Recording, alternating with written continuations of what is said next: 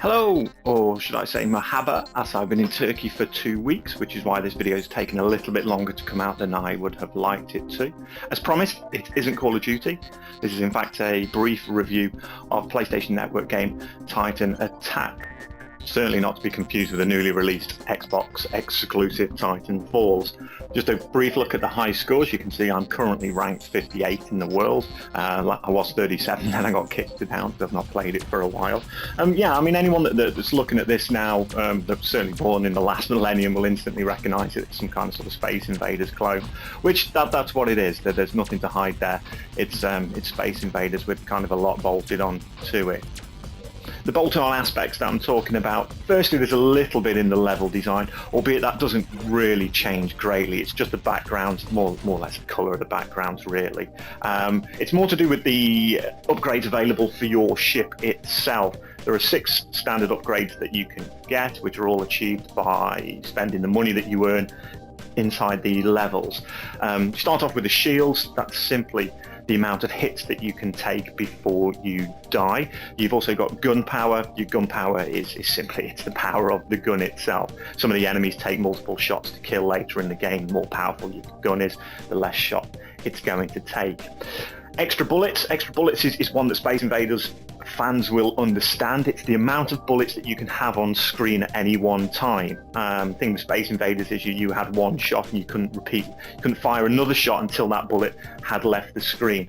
So you can see you can have a maximum of 4 bullets on the screen at any one time. Smart bombs. Blow anything up on screen. The add-ons, that adds kind of cannons and other rockets and bits and pieces like that. And then you've got the recharge facility as well. What the recharge is, that's how quickly the extra cannons and things like that recharge before you can fire them again. So yeah, eventually your ship does become very, very powerful. All the gameplay you've seen so far has been from the first stage of the game, which obviously is the easiest, which is Earth. Second stage in the game is the Moon. As you can see, nothing greatly has changed. The enemies are slightly different. The backdrop's a different colour, but in essence it's still the same game. 2 things to take note of as well. Those little flying saucers that just come into the top of the screen, they drop multiplier bonuses and extra upgrades. And that little green man that fell there, they're dropped randomly from the enemy spaceships. If you catch them, you get sort of points and monetary bonus. If they land, you get penalised, or you can simply shoot them in the air if you want. This is the 3rd stage of the game. This is Mars, the red planet, and to steal a phrase from Will Smith, they are in fact firing green shit at me.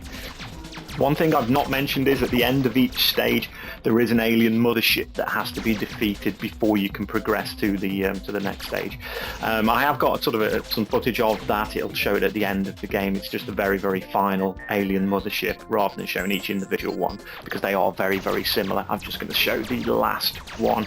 Now Saturn, so we're just progressing a little bit further into the game. The ship's getting more powerful and these aliens are choosing now to fire pink goo rather than green goo, but other than that, not a great deal's changed, just the pattern of movement and so on. So now we are moving on to the very final stage in the game. This is Titan. Again, it's gone back to a red planet, so you could confuse it with Mars. More or less a fully upgraded ship now. You can see by the amount of firepower that I've got. Also, the difficulty of the enemies is increased now. They can take a lot more hit damage. There's lots more debris and missiles and things being dropped from the spaceships. So it is difficult not to go through here without taking a few hits. It is inevitable that's going to happen.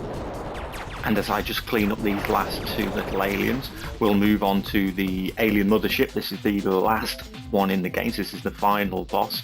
Just take note of the amount of sort of shields I've got left. I've only got 2 points left on the shield.